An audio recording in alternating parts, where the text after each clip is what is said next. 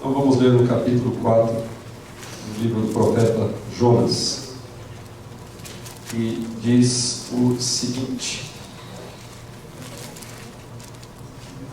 com isso o quê?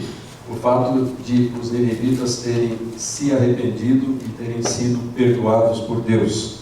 Com isso desgostou-se Jonas extremamente e ficou irado. E orou ao Senhor e disse: Ah, Senhor, não foi isso o que eu disse, estando ainda na minha terra? Por isso me adiantei fugindo para Tarsis, pois sabia que és. E daí ele acha que vai dizer uma série de coisas terríveis a respeito de Deus aqui, né? Sabias que és Deus clemente e misericordioso e tardio em irar-se e grande em benignidade, e que te arrependes do mal. Peço-te, pois, ó Senhor, tira minha vida, porque melhor me é morrer do que viver. E disse o Senhor: é razoável essa tua ira? Então Jonas saiu da cidade e assentou-se ao oriente da mesma, e ali fez uma enramada e repousou debaixo dela à sombra, até ver o que aconteceria à cidade. Então fez o Senhor Deus nascer uma planta, que subiu por cima de Jonas para que fizesse sombra sobre a sua cabeça, a fim de o livrar do seu desconforto. Jonas, pois, se alegrou em extremo por causa da planta. Mas Deus, no dia seguinte, ao subir da alva, enviou um verme, o qual feriu a planta, e esta se secou. Em nascendo o sol, Deus mandou um vento calmoso oriental. O sol bateu na cabeça de Jonas, de maneira que desfalecia, pelo que pediu para si a morte, dizendo: melhor me é morrer do que viver. Então perguntou Deus a Jonas: é razoável essa tua ira por causa da planta? Ele respondeu: é razoável a minha ira até a morte. Tornou o Senhor: tens compaixão da planta, que te não custou trabalho, a qual não fizeste crescer, que numa noite nasceu e numa noite pereceu, e não hei de eu ter compaixão da grande cidade de Nínive, em que há mais de 120.000 pessoas que não sabem discernir entre a mão direita e a mão esquerda, e também muitos animais. Irmãos, imaginem um médico que fica frustrado quando o seu paciente melhora de saúde. O seu paciente fica melhor e ele fica chateado. Ou então um advogado que se aborrece quando a causa que ele estava defendendo lá em relação ao seu cliente é vitoriosa. O cliente ganha a causa e ele fica aborrecido com isso. Ou então um professor que vê os alunos aprendendo e progredindo e se frustra. Fica indignado com o progresso dos seus alunos. Bom, todos nós acharíamos isso muito estranho, não é mesmo? Mas foi exatamente o que aconteceu com o nosso profeta Jonas. Hoje nós estamos encerrando uma série de 4 sermões a respeito desse livro e a respeito desse personagem tão interessante, tão intrigante que nós encontramos no Antigo Testamento, que foi Jonas. E aqui nós nos deparamos no 4º capítulo, no seu início, com essa coisa maluca a respeito de Jonas. Ele é um profeta de Deus, Deus o envia até a cidade de Nínive para pregar aquela cidade. A cidade ouve, dá ouvidos à sua pregação, à sua mensagem do juízo de Deus que pairava sobre eles. Aquela cidade inteira, começando com o rei e os nobres, e depois toda a população, se humilha diante de Deus e se arrepende. E é, portanto, perdoada pelo Senhor, e Jonas fica profundamente desgostoso com esse desfecho. Uma coisa completamente absurda, mas foi a experiência desse profeta. Então, esse último capítulo do livro de Jonas termina, do ponto de vista humano, de maneira profundamente decepcionante. Né? A gente vem lendo o livro e fica cheio de esperanças em relação a Jonas, e de repente vê essa recaída horrorosa, exatamente no capítulo final, no capítulo de conclusão. Ou seja, o profeta volta à atitude negativa que ele havia demonstrado no primeiro capítulo, e que parecia superada com base nos 2 capítulos seguintes. Então a gente pensa, não, tudo bem, ele se deu mal lá no início, ele pisou na bola, né? Ele foi rebelde, foi obstinado, foi cínico em relação a Deus, fugiu, pretendeu fugir de Deus, se recusou a obedecer à ordem, à comissão que Deus lhe havia dado, pegou aquele navio no meio da tempestade, estava tão insensível que desceu ao porão do navio, se deitou no meio de toda aquela confusão e dormiu profundamente. A sua consciência nem o estava acusando, nem lhe tirou o sono. Então, tudo bem, no início da história, essa cena bastante negativa a respeito do nosso personagem. Mas quando a gente chega no capítulo 2, a coisa muda de figura. Né? Nós vemos um Jonas muito diferente, depois daquela experiência de ser lançado às águas revoltas lá do mar Mediterrâneo e de ser tragado por aquele grande peixe. Então ele faz uma oração muito comovida, uma oração muito sentida ao Senhor, reconhecendo como Deus havia, de maneira maravilhosa, sobrenatural e providente, preservado a sua vida e arrancado mesmo a sua vida das garras do sepulcro, das garras da morte, que são palavras que ele utiliza. Então a gente vê um Jonas diferente no capítulo 2, um Jonas humilhado, né?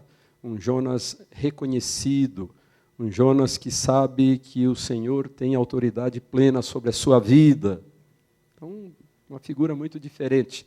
E isso permanece ainda mais ou menos no capítulo 3, porque agora Jonas, sendo comissionado pela segunda vez por Deus para ir a Nínive, agora atende prontamente.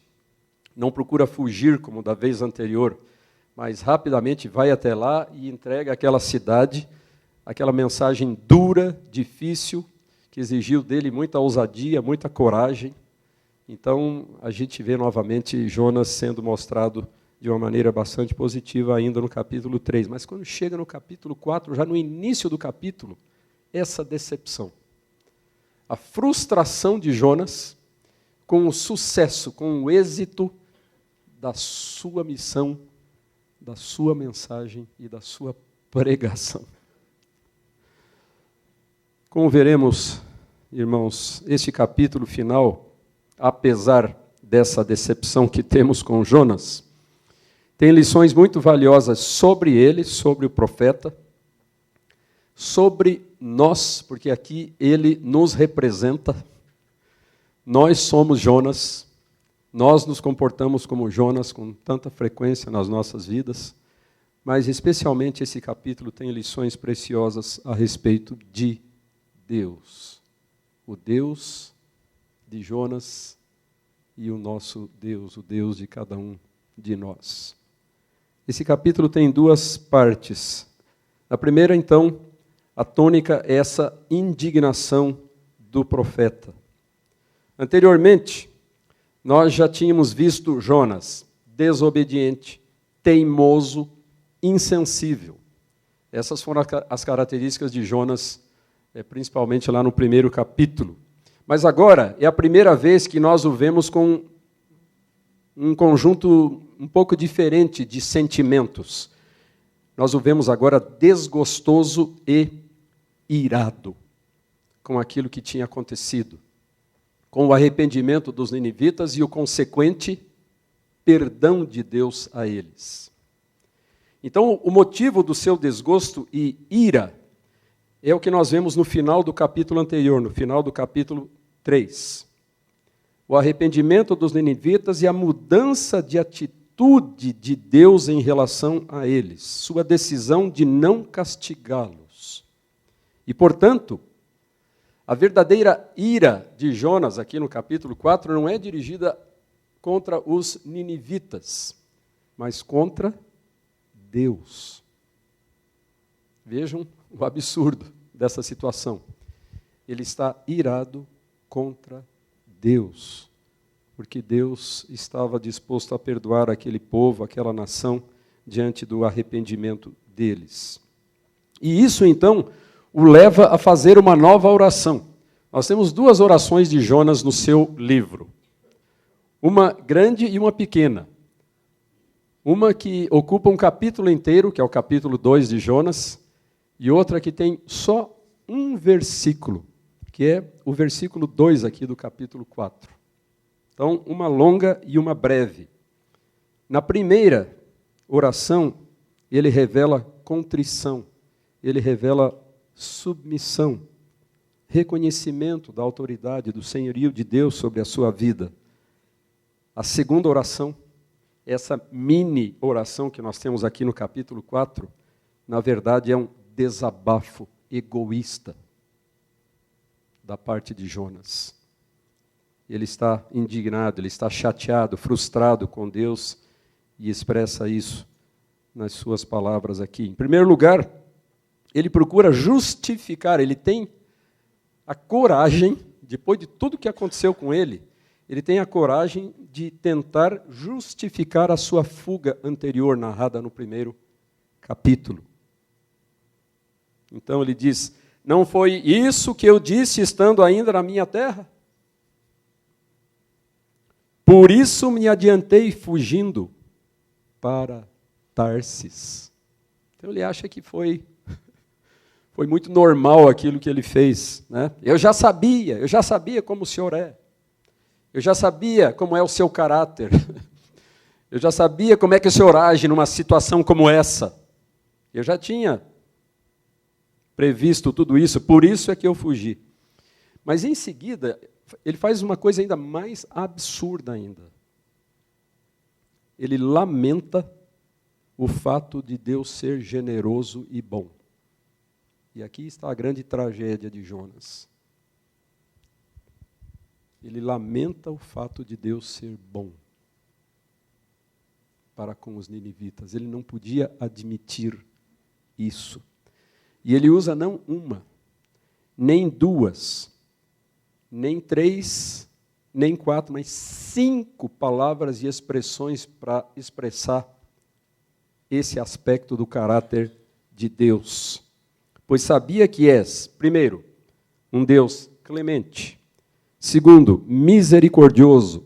Terceiro, tardio em irar-se. Quarto, grande em benignidade. Quinto, e que te arrependes do mal que tu tinhas ameaçado fazer, mas agora não o fizeste por causa do arrependimento. Então vejam que coisa trágica.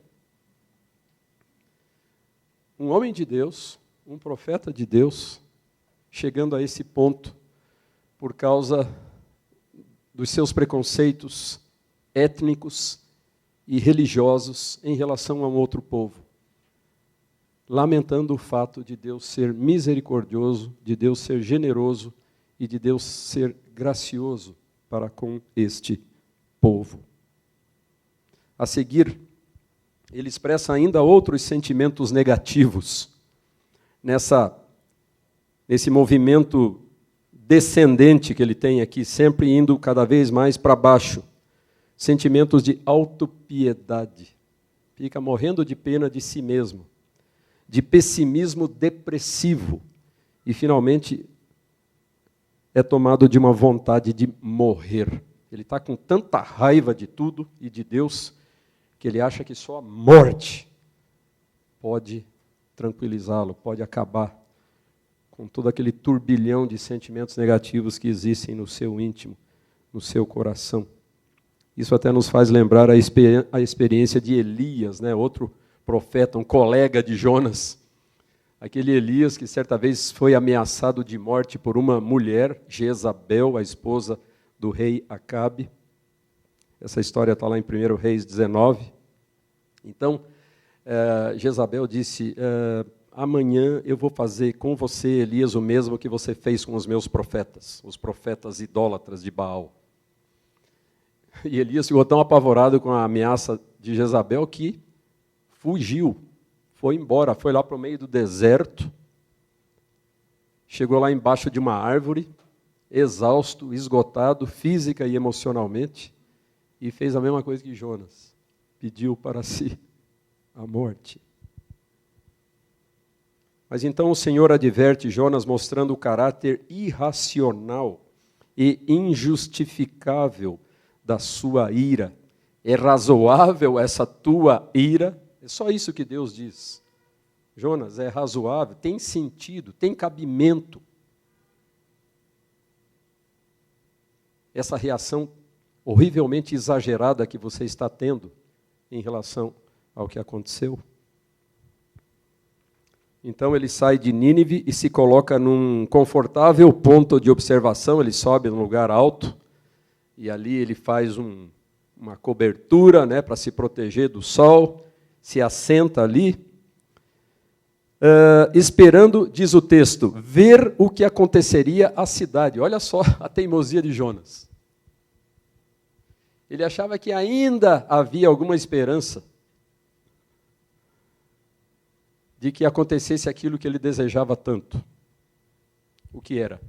A destruição de Nínive.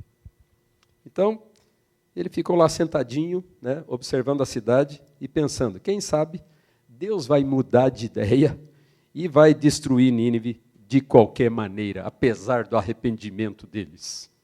Então essa ainda era, por estranho que pareça, a sua expectativa. E então nós temos a segunda parte desse nosso capítulo 4, que nós podemos chamar de lições de uma planta.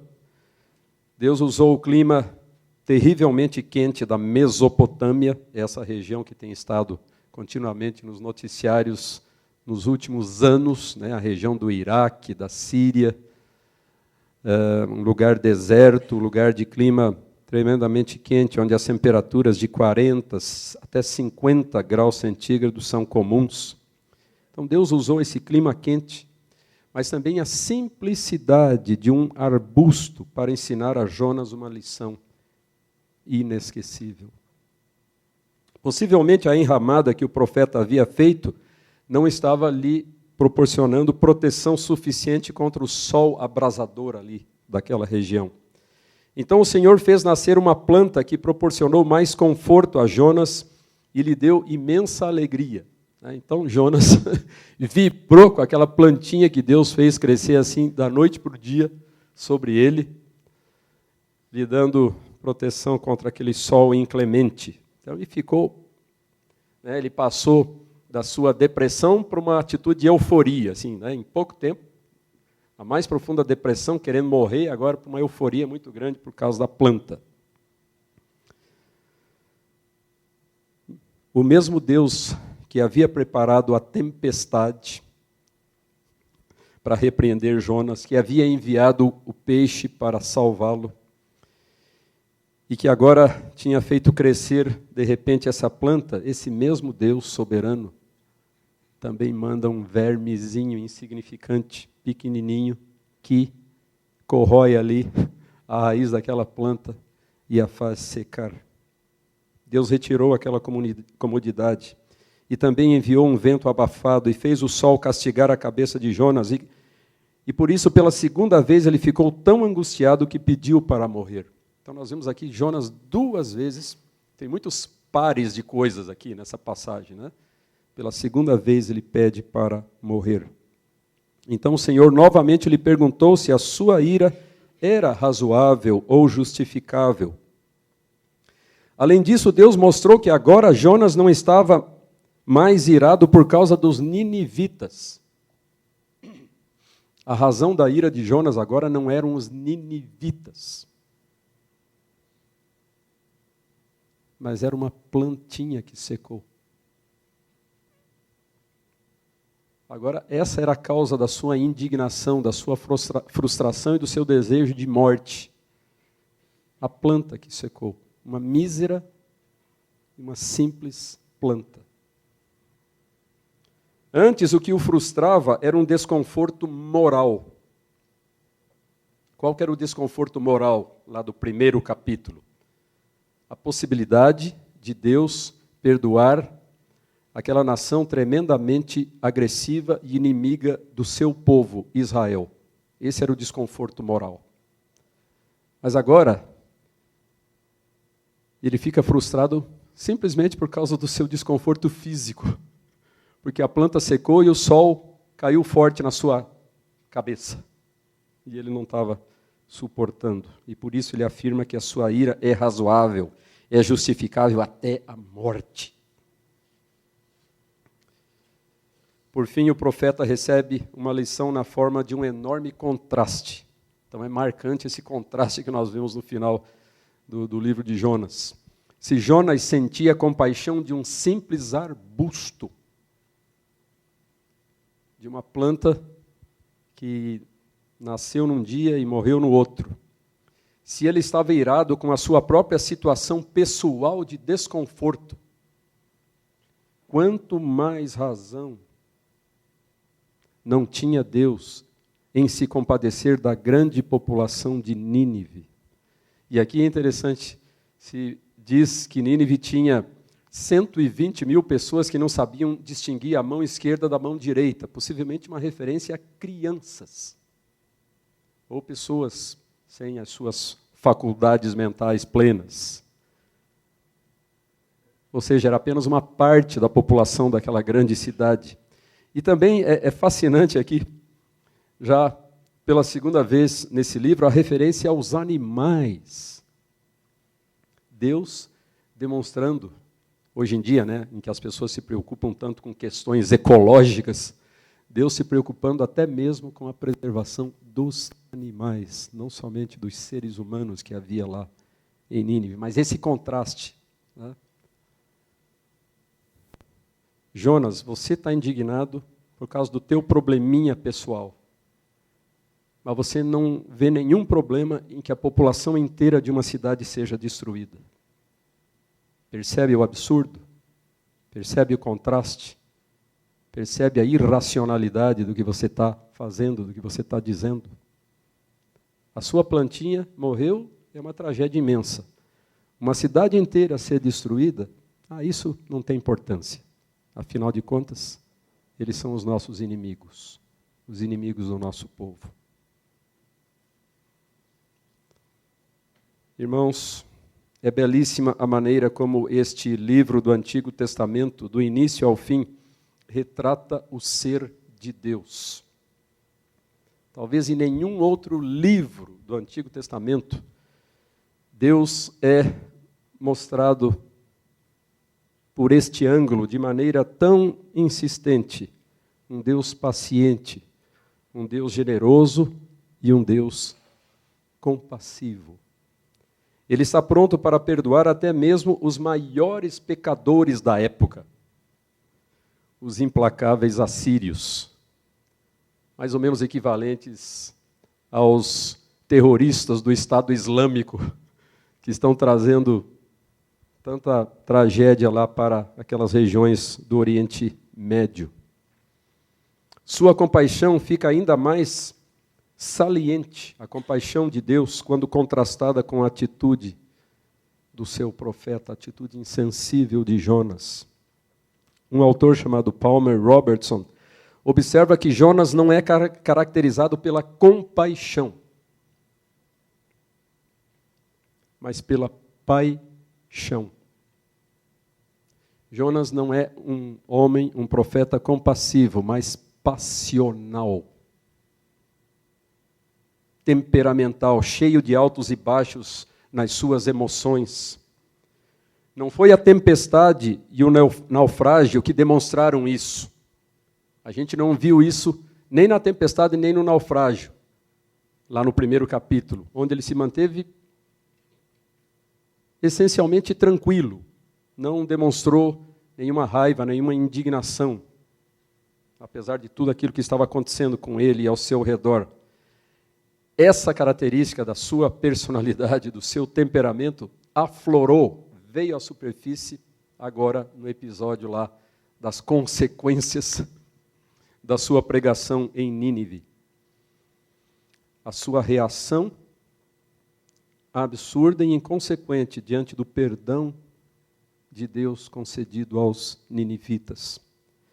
Com frequência, os jovens têm essa característica. O pessoal mais jovem, ou seja, mais paixão do que compaixão. Por exemplo, lá nos evangelhos nós temos a história daqueles dois irmãos bem jovens, Tiago e João, que eram tão apaixonados, tão passionais, que eles receberam um apelido, Filhos do Trovão. Esse era o apelido que foi dado para eles, Filhos do Trovão. Então, certa vez, eles desejaram que caísse fogo do céu sobre os samaritanos que não receberam Jesus lá numa determinada cidade. Jesus estava viajando com eles, né? Passou pelas proximidades dessa vila dos samaritanos e eles não quiseram recebê-lo. Então, qual o desejo desses dois discípulos de Jesus? Senhor, manda fogo do céu para destruir essa gente. Nós devemos tomar muito cuidado, meus irmãos, para que o nosso zelo pela verdade, a nossa, entre aspas, indignação santa, a nossa ira santa, não nos tornem insensíveis para com as pessoas. Às vezes, né, usando essas desculpas, nós agimos assim. No caso de Jonas, o seu nacionalismo, o seu exclusivismo étnico e o religioso é que o impedia, é que servia de uma barreira para que ele demonstrasse ali a mesma compaixão de Deus para com os assírios, os ninivitas. Ele não consegue conviver com a ideia de que Deus ame tanto pessoas que não pertenciam a Israel. Nós, muitas vezes, não conseguimos conviver com a ideia de que Deus possa amar certas pessoas ou certos tipos de pessoas com as quais nós não nos identificamos, nós não simpatizamos, nos simpatizamos. Diz aquele mesmo autor que eu citei há pouco, Palmer Robertson, você já perdoou um colega de serviço que o apunhalou pelas costas? Apunhalou, claro, figuradamente. Um parente que pediu dinheiro emprestado e nunca pagou? Uma professora que fez o seu filho amado chorar? Quais os tipos de pessoas que provocam a nossa indignação a ponto de não conseguirmos nem mesmo orar por elas?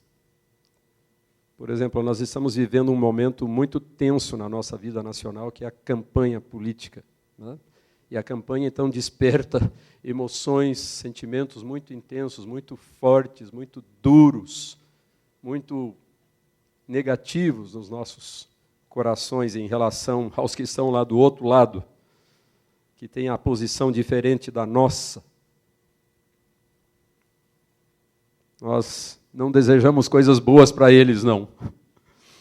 Mesmo que a gente não fale nada, mesmo que aparentemente sejamos muito meigos, muito bondosos, mas lá dentro a gente não está desejando coisa boa para eles, não. O mesmo, irmãos, no que diz respeito ao nosso cenário internacional de hoje em dia, né? Esse exemplo que eu mencionei há pouco, aí, os terroristas lá do Estado Islâmico. O nosso desejo é que aquelas bombas, né, que estão sendo lançadas lá pelos Estados Unidos, pela Inglaterra, pela França, mate o maior número possível, acabe com aquela raça. Esse era também o desejo de Jonas em relação aos ninivitas. Agora, como eu disse para as crianças há pouco, o mais estranho de toda essa história, já vimos um monte de coisa estranha aqui a respeito de Jonas, né? Mas o mais estranho é que o próprio Jonas foi tratado de modo muito compassivo pelo Senhor. Ele o tempo todo estava sendo objeto da compaixão e da bondade de Deus. Percebam que no livro inteiro não se encontra uma só palavra dura dirigida a ele. Podem olhar de lupa no livro de Jonas, do começo ao fim. Deus em nenhum momento dirige uma palavra dura a Jonas. O máximo que Deus diz para ele é razoável essa tua ira. Isso é o máximo, a coisa mais pesada que Deus diz para ele no livro. Então a atitude predominante de Deus é uma atitude tremendamente paciente. É uma atitude de generosidade para com o seu profeta. Deus se mostra também protetor para com ele. Por exemplo, lá no episódio do naufrágio e do peixe, ainda assim, Jonas não consegue demonstrar a mesma atitude generosa para com os assírios. Como ele poderia ressentir-se da graça de Deus para com os ninivitas, depois de ele mesmo ter sido resgatado das garras da morte? Isso é que é tão estranho a respeito de Jonas e a respeito de nós, muitas vezes. Como que ele podia ter aquele sentimento em relação aos ninivitas quando ele estava sendo objeto de maneira tão profunda e tão reiterada do mesmo amor perdoador e generoso de Deus? Isso nos faz lembrar aquela parábola lá dos evangelhos a respeito do credor incompassivo, né? Aquele indivíduo, aquele servo, que tinha uma dívida imensa lá para com um rei, e daí então se humilhou e se jogou na frente dele com o rosto no chão e pediu: por favor, perdoe a minha dívida, não tenho como pagar, faça qualquer coisa, mas me perdoe essa dívida.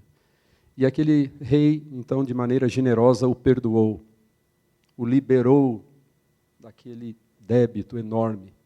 E ele, saindo da presença do rei, encontrou um outro igual a ele, um outro servo como ele, que lhe devia uma quantia insignificante. E diz: me paga a tua dívida para comigo, senão eu vou te lançar na prisão. E na história de Jesus, quando o rei soube do que estava acontecendo,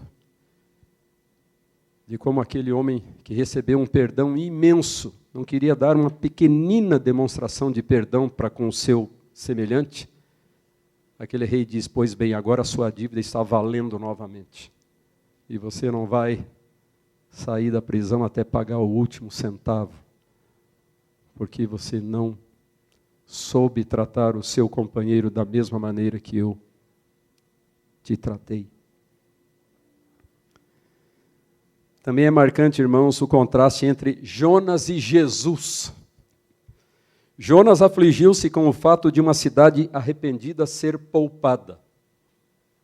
Jesus afligiu-se pelo fato de que uma cidade não se arrependeu e, portanto, ficou sujeita a um terrível juízo da parte do Senhor. Jerusalém, Jerusalém, quantas vezes quis eu reunir teus filhos, como a galinha ajunta-os do seu próprio ninho, debaixo das asas, e vós não o quisestes.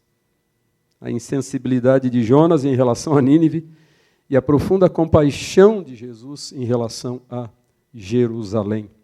E a pergunta então é: nós nos parecemos mais com Jonas ou com Jesus? A pessoa mais infeliz da terra é a pessoa que não está contente com a vontade de Deus. E essa foi a experiência de Jonas. Então nós precisamos, irmãos, aprender a confiar no Senhor em todas as circunstâncias, saber que a vontade e os propósitos dele para conosco, mesmo que não sejam inteiramente do nosso agrado, não estejam de acordo com as nossas expectativas, mas sempre são a melhor coisa para as nossas vidas. Alguém pode ser, outra lição aqui, alguém pode ser totalmente obediente a Deus por fora, externamente, mas no íntimo estar em rebelião contra Ele. Externamente, Jonas foi uma maravilha, né? Fez o que Deus tinha mandado, ainda que a duras penas, né? Foi a Nínive e pregou. E é fantástico, porque ele chegou lá em Nínive, não pregando uma mensagem de arrependimento, mas só uma mensagem de juízo. Mas foi suficiente para que os ninivitas se arrependessem. Mas essa obediência, essa submissão foi só aparente, só exterior, porque dentro do seu coração ele continuava rebelado contra Deus. Tá bom, eu prego, mas tomara que esse pessoal não se arrependa, para que eles possam ser punidos por ti.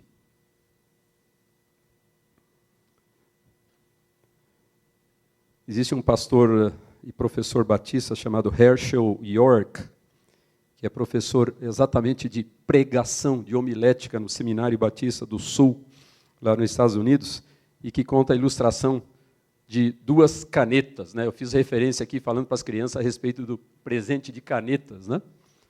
Então, certa vez ele ganhou uma caneta, mas uma caneta dessas especiais, caríssimas, em torno de $600 o valor da caneta, né? Então, ele passou a exibir orgulhosamente no bolso a sua caneta, né, de marca, de grife. E lá, um dia, ele estava no culto, assentado, esperando a hora de pregar, e veio uma ideia na sua cabeça, e ele quis anotar alguma coisa, pegou a sua caneta de $600 e nada. Daí ele abriu a caneta e viu a razão óbvia. A carga tinha esgotado, tinha acabado, não tinha mais tinta. Ele virou para trás, tinha um menino de uns 9 anos. Você tem uma caneta? O menino tirou um monte de coisa lá de dentro do bolso, né? E junto veio uma caneta lá meio quebrada, assim, com marca de dente, né? E entregou para ele a caneta e ele fez, então, lá, conseguiu fazer a sua anotação, uma canetinha lá de 50 centavos. Ele fez a anotação que ele precisava fazer. E daí ele tirou essa lição, né? De que adianta nós estarmos exteriormente fazendo algumas coisas que Deus quer, mas se no nosso íntimo nós estivermos vazios, né? Assim como a caneta que estava vazia, sem tinta, nós estivermos também vazios da compaixão de Deus em relação às pessoas, da mesma atitude generosa e graciosa de Deus em relação aos outros.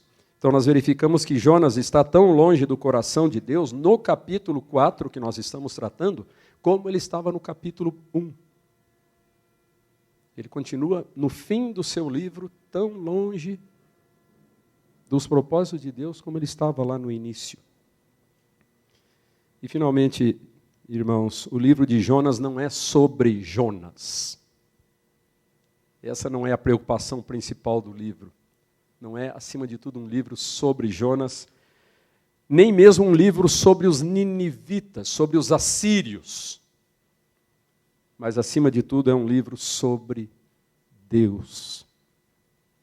Na verdade, é o retrato um dos retratos mais belos, mais íntimos, que nós temos do ser de Deus, do caráter de Deus, em todo o Antigo Testamento. Esse Deus que se preocupa com pessoas pelas quais ninguém se importa. Esse Deus que se interessa por pessoas que são desprezadas e odiadas por todas as pessoas. E essa lição final, então, para as nossas vidas de Jonas, é de que nós precisamos ver as pessoas como Deus as vê. Precisamos cultivar,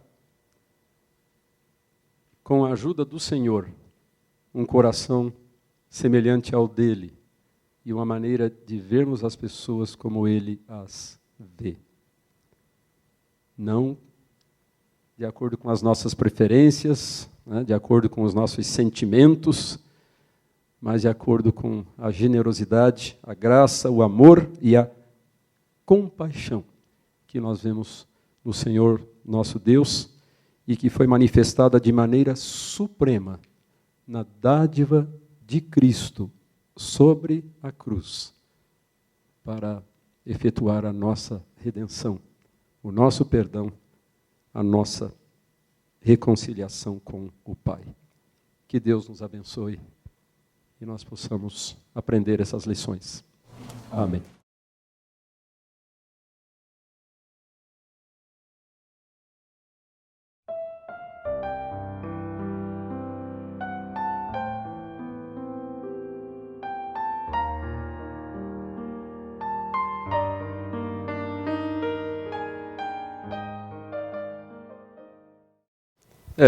Certamente essas coisas também estão presentes na Escritura, né?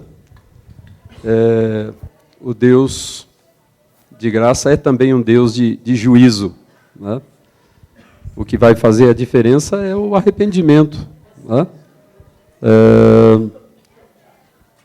Nós devemos desejar que as pessoas recebam o melhor de Deus para elas, né?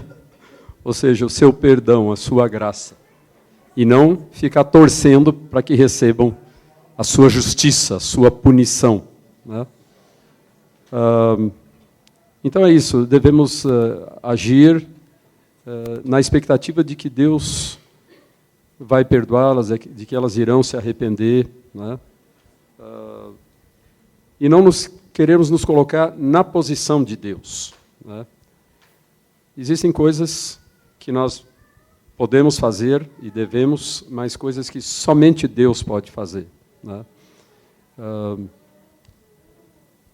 Eu acabei não destacando muito isso na mensagem, né? Mas uma das maneiras de nós expressarmos esse coração generoso e compassivo é levar a mensagem do Evangelho às pessoas, né? O que é evangelizar? O que é pregar? Se não dar às pessoas a oportunidade de conhecerem o amor de Deus revelado em Cristo. Se as pessoas vão responder de maneira A ou B, isso é outra história, né? Mas a nossa tarefa é pelo menos dar a elas essa oportunidade de conhecer essa mensagem e de se posicionar a respeito dela.